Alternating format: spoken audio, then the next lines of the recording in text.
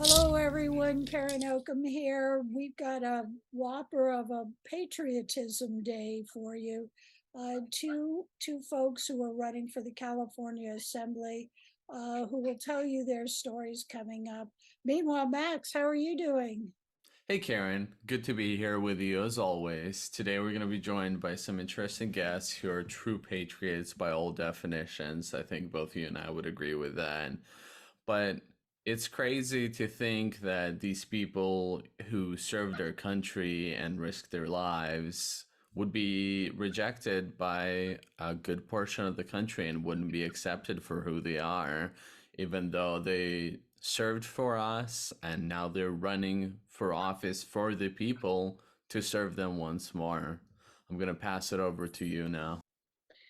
And that's aptly put. I mean, here are two young gay men who are running for the Assembly and the State Senate. So, without further ado, let's meet Shawn Kumagai. LGBTQ, like democracy, is on the ballot. Uh, Lindsey Graham, as you probably well know, has been talking about if the MAGA Republicans win the midterms, they may very well introduce a national "Don't Say Gay" bill. So we need people in the Congress, we need people in the state houses where a lot of these ideas originate.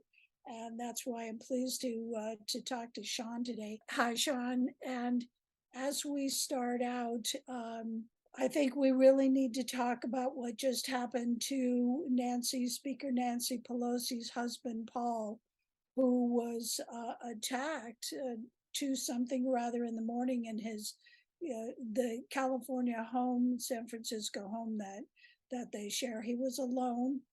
He struggled with his assailant, who was came in saying, "Where is Nancy? Where is Nancy?"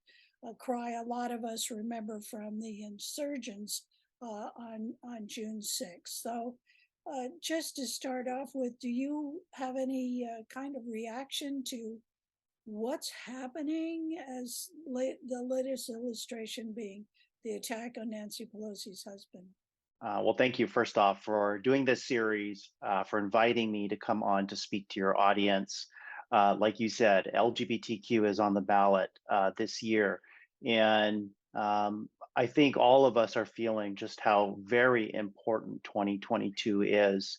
You know, when we see attacks like we saw recently against the Pelosi family, I mean, extremism, violence is really gotten out of hand and my prayers. I'm keeping the Pelosi family in my prayers. The speaker and her husband.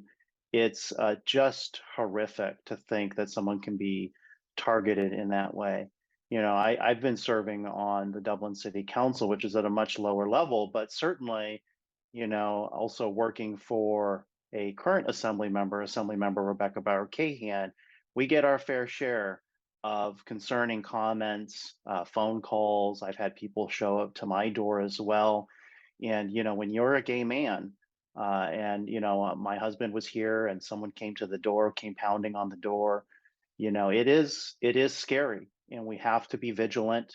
But I think that this is an underlying sickness that we have in our country, that we're talking over each other, that we are using, one-liners to talk about governance instead of actually talking through and having the tough conversations about where we might disagree.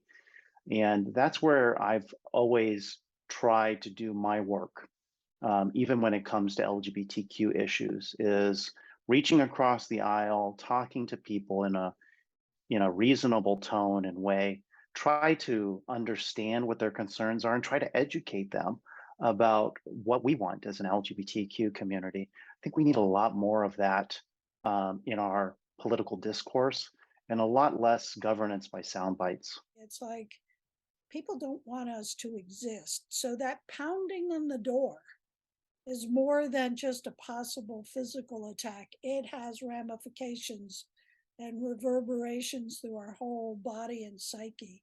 Or at least that would be my reaction. What was yours? Well, I wasn't home at the time, but certainly it was disconcerting to say the least, and my husband was a bit shaken up by it. But he's a Peruvian man, and Latinos don't they don't take well to being bullied. So he fired back at the person, said to get off my doorstep. I'm calling the police. And I think that what is fortunate right now is that at least here in the Bay Area, for the most part, law enforcement is receptive to responding with all due seriousness when these kind of things happen, right? I don't know. I mean, the person wasn't coming to my door necessarily about an LGBTQ issue. I mean, things get pretty nasty at the local level, and people take it very personally. But certainly, I think we can sometimes be seen as easy targets, or people will feel like, hey, I can bully this person because they're LGBTQ. Well, not this LGBTQ. I mean, I'm a 21-year veteran of the US Navy. I will not be intimidated by anyone in carrying out and executing my duties as a council member in any of my positions that I raise the right hand and swear an oath to the Constitution that I will protect.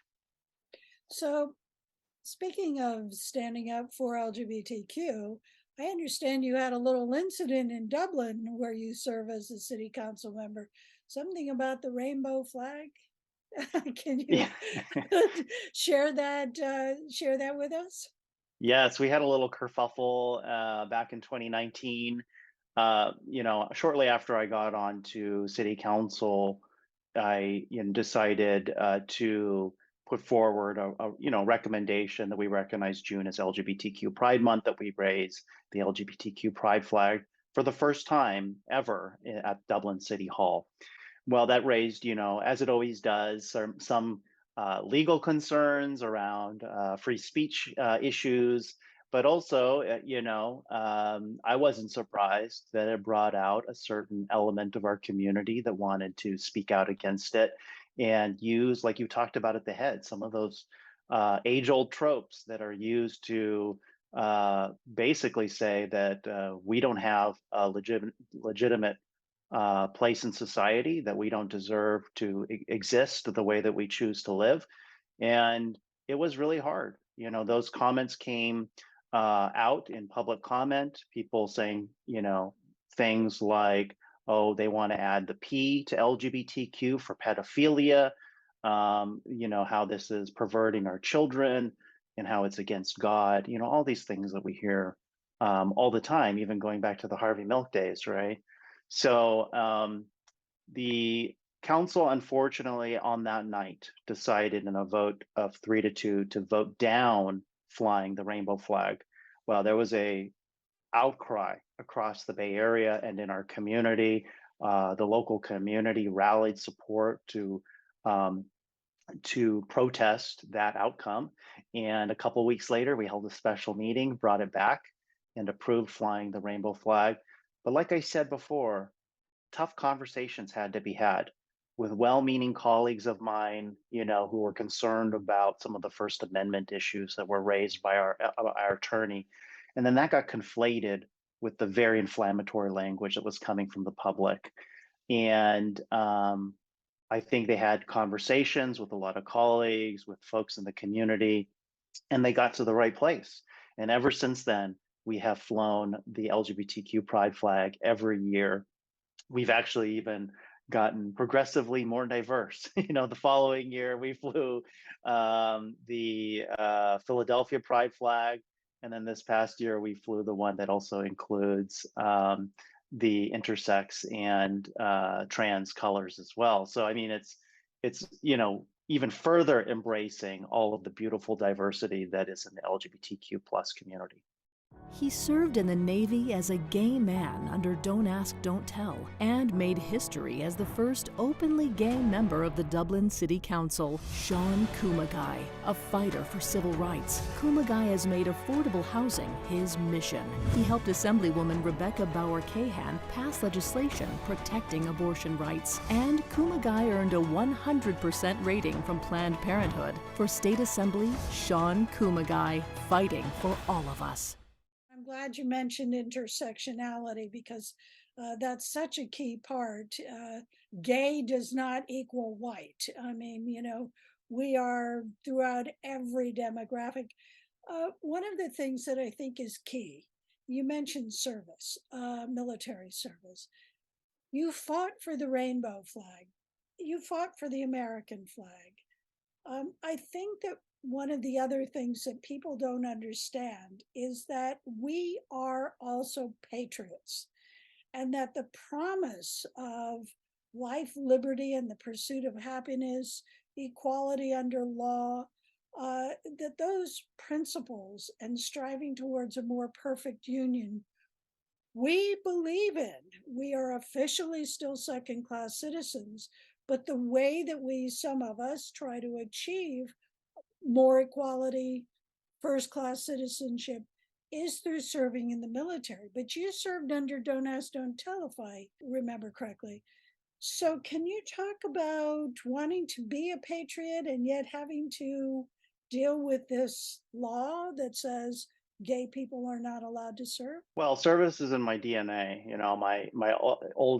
My grandfather, he served in World War II, the tail end of World War II in the Army Air Corps. My mom was in Army Nurse Corps for 10 years, and her brother, my uncle, was an Air Force Academy grad and flew fighter jets. And I went off and joined the Navy. I guess I'm the black sheep, of the family.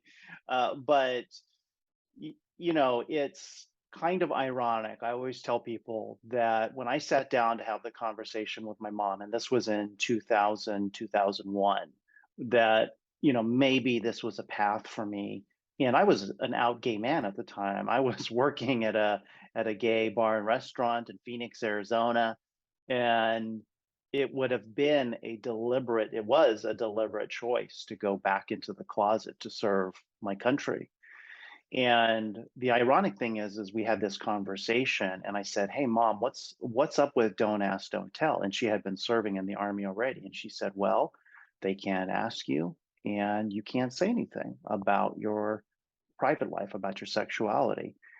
And at the time, I had met many service members, gay service members, who had served before Don't Ask, Don't Tell was implemented. And it was even worse. I mean, there were witch hunts. The MPs would go into gay bars and search for people who had a military style haircut, pull them out and demand that they show them ID, and then, process them for discharge from the military, no matter how much time they had. So there were some serious injustices before. So the ironic thing is, I really at the time viewed Don't Ask, Don't Tell as a protection that I could serve without undergoing that level of scrutiny. Well, little did I know that I joined in 2001, which turned out to be the height of discharges under Don't Ask, Don't Tell. And after 9/11 happened, the big kind of pushes against Don't Ask, Don't Tell is that we saw that a lot of people in the intelligence field were being pushed out for being LGBTQ. And the question coming from Congress and from policymakers is, why are we turning away perfectly capable military members that we have, invested time and money into training them, when we are in desperate need of this force to fight things like the global war on terror? So there was this kind of push at that time against Don't Ask, Don't Tell. I didn't think it would ever end during my time in the military. And then, 10 years after I joined, almost like the blink of an eye, it was over. And I was able to serve openly with dignity. Well, having covered that period of time from before Don't Ask, Don't Tell to after, it wasn't a blink in the eye. I mean, it may have felt that way.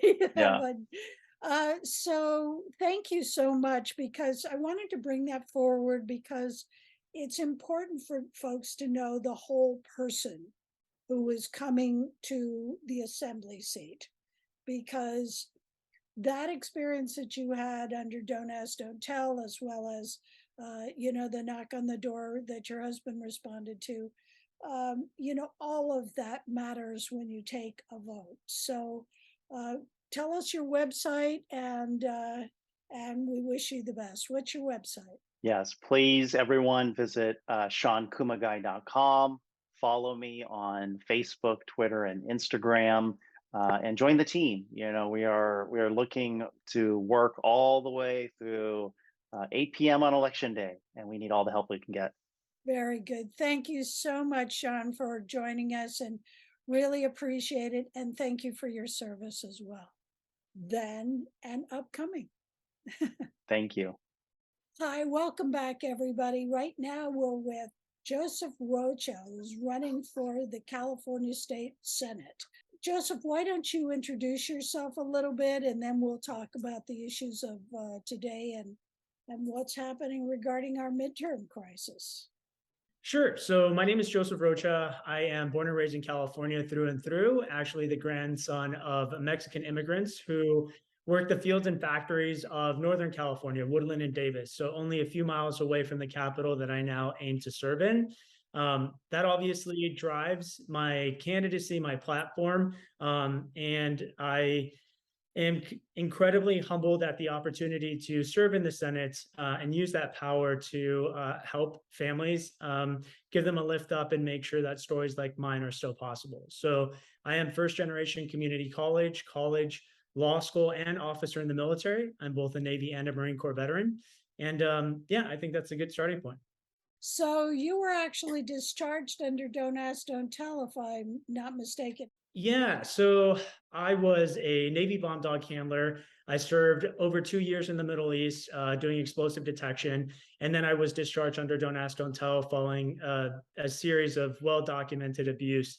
I went on to be in the case that ruled the entire policy unconstitutional.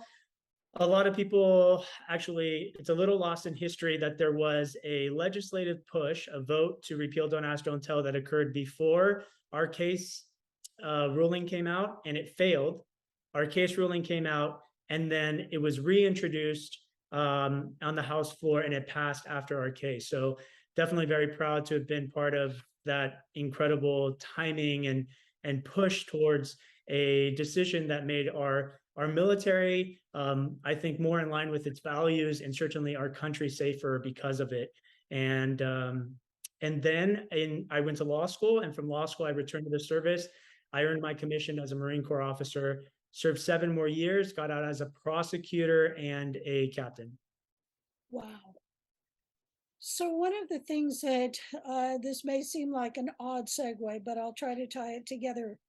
I want to talk about what just happened, the attack on House Speaker Nancy Pelosi's husband, Paul.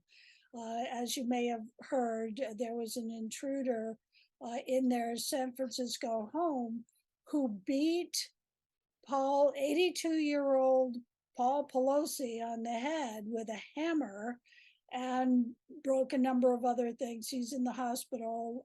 He's hopefully expected to have a full recovery. But what's shocking about all of this, and here's the tie-in, is that you talk about not only going into the military once, but twice, and serving your country that way. That, to me, is quintessential patriotism. But I bet that when this guy has his trial for attempted homicide, he's going to suggest that he's a true patriot. So given that you actually know this, you actually also know the law, how would you define patriotism, and also how we're part of it? We LGBT people, Q people, are part of it, and we want to be part of it, and not excluded, not official second-class citizens in the eyes of the government and the law. Sure. So, I mean, I think, first of all, it's incumbent on all of us to denounce the violence that occurred today, and to be very clear of what it was, right? It's domestic extremism, and it is political violence, neither of which have any place in our democratic system. And I think that's a good segue to the tail end of your question, which is, what is patriotism? And patriotism is what many of us have done a number of times, which is is a commitment to the Constitution, right? I've sworn an oath to the Constitution as a Navy enlisted sailor, as a when I entered the bar as a attorney in California, and when I earned my commission in the Marine Corps, and I hope to do it again if elected to the Senate. And so, that's how you show your patriotism, is to support the system that we have built. And if you can't earn the support of the people, I mean, this entire system is built on the support of the people. So if you do not have the support of the people, then you're not in charge, and you don't get to take that power by force. And so these people are they're criminals, yeah, I just, it's so frustrating. And obviously, there are people on the other side who will challenge my own patriotism, or based on things like supporting a woman's right to choose, will tell me that I didn't learn, I didn't that I mean, it's just, you hear every sort of thing. But the point is, I didn't only serve, right? To your point, I fought to serve. We just earned the endorsement of the Union Tribune, which was a huge upset. They had previously endorsed my opponent in every previous race, and they're a pretty conservative editorial board.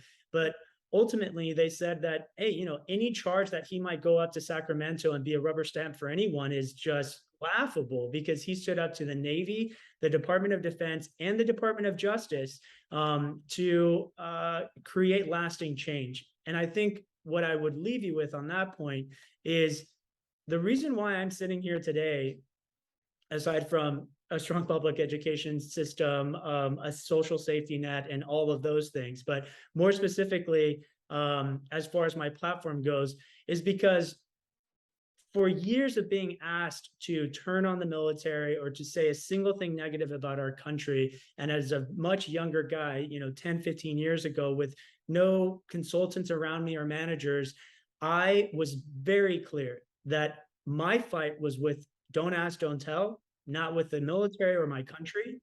And that it was specifically because that policy was at odds with the values of this country. And I think, that's what guides me today. I mean, there's things that we can work on to make the country better, but attacking the democratic system or the country itself is not the answer. One of the things that I'd like to ask you to explain, please, is you mentioned reproductive rights. I remember back in the days of the AIDS crisis, when gay men with AIDS were present and helped participate in clinic defense in order to stave off some of these Christian nationals, as they're called now, who were trying to prevent women from their legal right to seek practice their own reproductive rights. And I asked one of the ACT UP guys, what are you doing here? What does this have to do with you? And he said, we agree that we do not want the government telling us what we should do with our bodies. And I thought that was very astute. Why are you supporting reproductive rights? The government has no place in making decisions for women's bodies, right? And I think that everyone should be able to agree with this. Our opponents, well, actually, it's not even our opponents, right? The majority of this country supports a woman's right to choose. So, it's not even a Republican Democrat thing, which is why it's so bizarre that Republicans have decided to, to double and triple down on this issue. The reality is that if you are for a small government, then they certainly, should have, there's certainly no room, as has started to be said, for politicians in a hospital room with a person making their own reproductive health choices with their doctor. I think that to your point, as a community, we know what it's like to have the government criminalize us, to prosecute us for choices that should be ours and that should be private. And frankly, that's a perfect segue, which is that we know that in the Dobbs decision, Clarence Thomas went down this avalanche of basically saying all individual rights and freedoms are at stake because they all are hooked in by the privacy right. And if therefore he says that there is no privacy right, well, then we're all on the chopping block, right? So I think, I remember when I entered this race, part of my story, a big part of my story, obviously, is having been a part of the repeal of Don't Ask, Don't Tell. And sadly, a lot of people, not a lot of people, but some people who just wanted to be nasty online would say comments like, well, who cares that you're gay, or being gay is not a platform, or Don't Ask, Don't Tell is already not law. And not a year later, we found ourselves in this position where Clarence Thomas is saying that that same-sex marriage, interracial marriage, contraception, consensual sexual acts between same-sex people, and even access to education for undocumented children are all at risk. So the thing about both democracy and rights is that they are something that we have to constantly protect, because none of it is permanent, right? It is the will of the people. So if we let off the gas and pretend that there's nothing to protect anymore, while other people are putting their foot on the gas to reverse course of all of the hard work that's been done over the past several centuries, then the minority will succeed, and we won't recognize this country. To that point of earlier, you were asking about the difference between basically patriotism and domestic terrorism. I think the hardest lesson I learned in my last 4 years in the Marine Corps, because people who learn my story, they say, well, hey, you really showed them, you returned to the service, you returned a lawyer, you reached the rank of captain. And I said, well, I also got stationed in rural North Carolina under the Trump presidency. So I would say the verdict is still out on that one. But I think what's important to remember, or the hardest lesson I learned during those 4 years, as more and more excuses were made for the former president, it became clear to me that I think the moment I had to grow up was when I realized that I had lived my whole life, and I think many of us have, confidence that we all shared the same commitment to democracy. And I think it's become abundantly clear that there is a fraction of the country that is not committed to democracy. Now, they may try to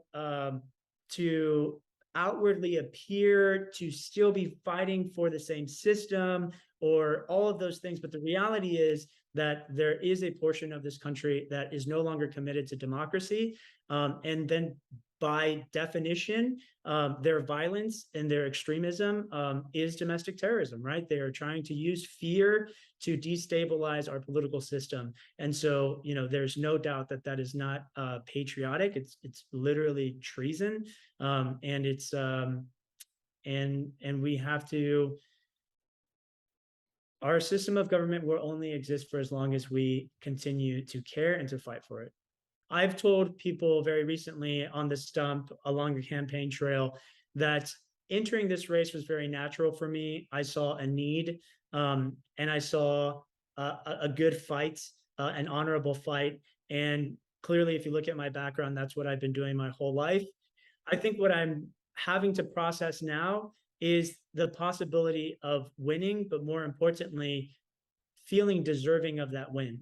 Because those of us who come from underserved and underrepresented populations, nothing tells us that these spaces are for us, when in fact, that's precisely what this entire democracy is built on, is that these seats belong to the people. And I'm so grateful to have made it this far. I hope that the voters will trust me to return to service, this time as a senator.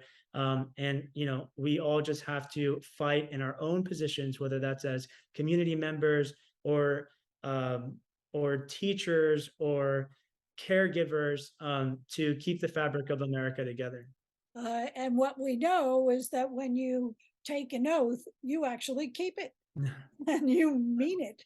So good luck to you. And I'm so glad that you could come on and we could give you some visibility to share who you are with more people that may get to know you this way. Thank you, Karen. I really appreciate it. Joseph C. Rocha? Yes, ma'am. Where's home? I said, where's home? That's the last question the Navy asked me when I was discharged for being gay. Where's home? I had no answer. Born and raised in California, my mom struggled with addiction. When she was arrested, I went to live with my dad in Southern California. 10 years later, I came out and had to move out. I had no home, but I knew I wanted to serve my country. On my 18th birthday, I joined the Navy, where I served as a bomb dog handler in the Persian Gulf. But they too would kick me out for being gay. I joined the Navy because being a patriot meant fighting to keep our country safe. But when they wouldn't let me, being a patriot meant fighting to make our country better. So I started speaking out against Don't Ask, Don't Tell. It's the policy that's at odds with the country. And I swore I'd rejoin and keep fighting to protect my country. While we fought for repeal, I went to college and then law school. And when we won, I kept my promise and became a Marine Corps captain and prosecutor. Now, I'm ready for my next fight. A well-known figure is jumping into the race for the state Senate, a key figure in overturning the military's Don't Ask, Don't Tell policy. I'm running for the state Senate to tackle our challenges head on. A pandemic that has overwhelmed our hospitals and strained our kids, parents, and under-resourced schools. Hard-working families facing rising costs at the grocery store, the gas pump, for housing. The threat of wildfires inflamed by climate change. I'm running for all of us who have been left behind by career politicians who only serve themselves, because we need somebody who will fight for all of us. So, where's home? Maybe the question is, what is home? For me, it's a mission. It's the ability to do good and serve my community and country.